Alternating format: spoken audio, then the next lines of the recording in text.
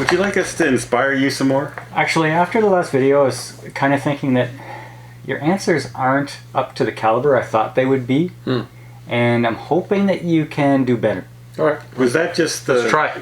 comment Mark made that dissed you? Is that the reason that they weren't? It could play a part. I'm not going to lie. It might have skewered your opinion somewhat. So I'm thinking we're all kind of burned out from the superhero genre.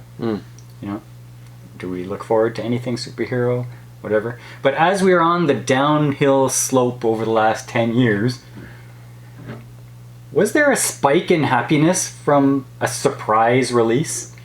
Of a superhero movie? Of a superhero movie. From when? From when? Like we know Endgame ended, and then everything after that, superhero-wise. Yeah. Briefly, with Peacemaker. You know what? That was my answer. Yeah. Yeah. Peacemaker I thought was funny. It was entertaining. I didn't know John Cena could... Had the chops? Yeah, I didn't think he had the caliber of acting skills that he portrayed in there. Not that he was a great actor, but he was funny. Yeah. Yeah, he delivered there. And with the dance at the beginning, loved it every single time. Oh, I can't remember it. I want to see it. Their introduction dance? Oh, yeah. It's fantastic. Okay. I can't remember the song, but I know that the song was really, really entertaining too. But they say that's what happens, eh? That you have a trend that happens, and then there's that one movie that jumps the shark that makes fun of the whole genre. Yeah. So I guess that was it. It was good. It was good that way. And then there was the Suicide Squad 2. 2. That's the one I was about to say, yeah. That I thought was... I thought it was okay. Entertaining. It was entertaining, but it wasn't something that surprised me like, wow. No, but it wasn't... Well, compared to Suicide As Squad I was watching 1, it, I didn't feel like, oh, I'm so sick of this. Do you think it was because we were so happy with Peacemaker and he was in that? Maybe. Well, they made Peacemaker after Suicide Squad. After the first Suicide Squad. No, after 2. Peacemaker came out, and then it was Suicide Squad 2. You sure? Yep. Yeah. Okay. And then the latest Guardian movie was a surprisingly fairly well-crafted movie. Oh, I thought it was okay, but I didn't think it was great. Well, all the other superhero movies and that have been going downhill, so when one at least stays pretty consistent, it was a pleasure. It was a pleasure, but did it spike your happiness? Not well. It kept me okay. At least I still like this series because Ant-Man and the Wasp. I now hate Ant-Man and the Wasp movies. Like, I never thought they were fantastic to begin with. But they were fun. The first one was fun. Even the first one, I was like... Yeah. But then... Impartial. What about Doctor Strange? Doctor Strange, the last one was horrible. But the first one was a good concept. What about the Spider-Man movie with all the Spider-Men in it? Into the Spider-Verse. No, the... the last Spider-Man movie with the real action. But that's another Into one. the Spider-Verse is another one that was sort of the outside animation, of and was surprisingly good.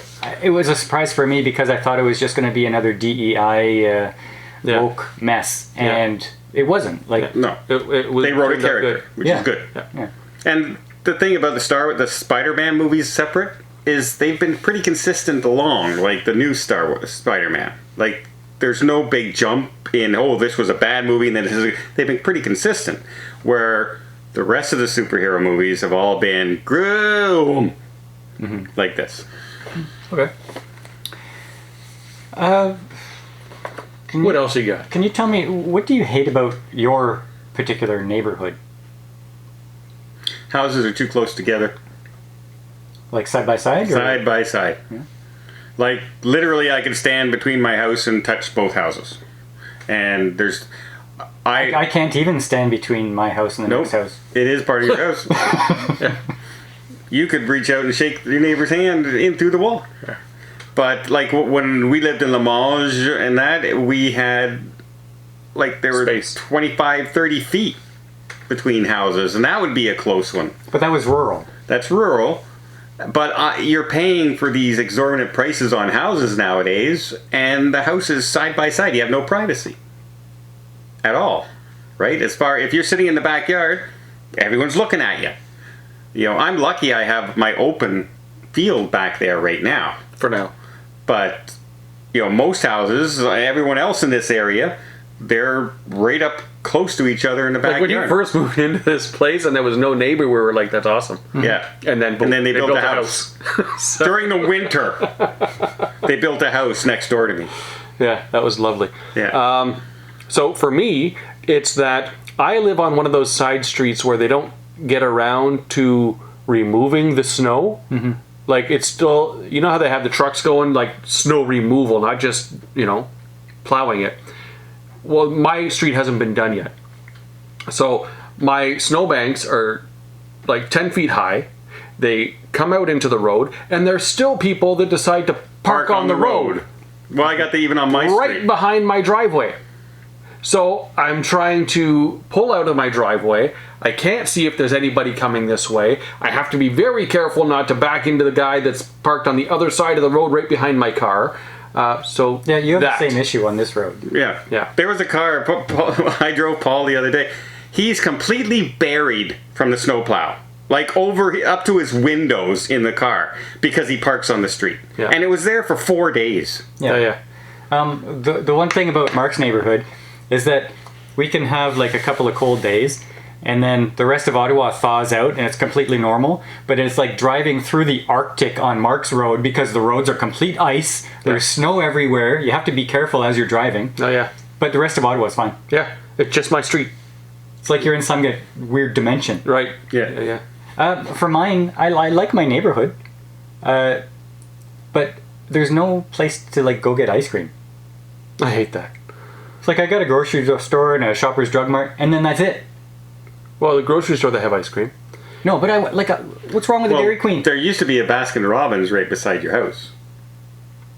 Right? Used to be across the street. Now, Right when now we it's a moved bet. in. Now it's Yeah. a bet. But like, or what about a Dairy Queen or a Tim Hortons? Like something. No, you got to get in the car and you got to drive somewhere, Yeah. and But it's keeping me skinnier than I should be. But I mean, I have no place like that near my place. I have to drive somewhere. yeah, but you didn't say it. Suppose. I got a Starbucks 100 yards down the street. I don't drink coffee.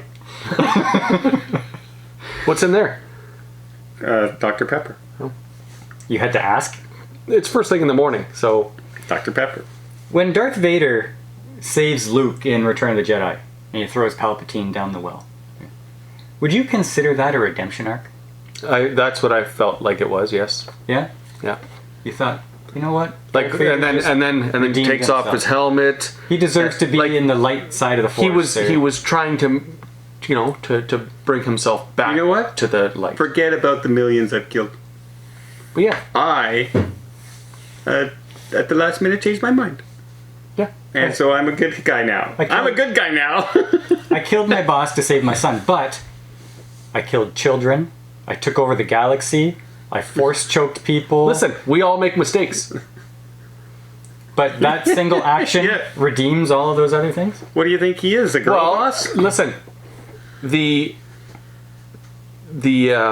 journey to redemption starts with a single step, But now he's a Jedi ghost. and that was Yeah. the single step. Except- Now he's a Jedi ghost. Except it wasn't the start because he died.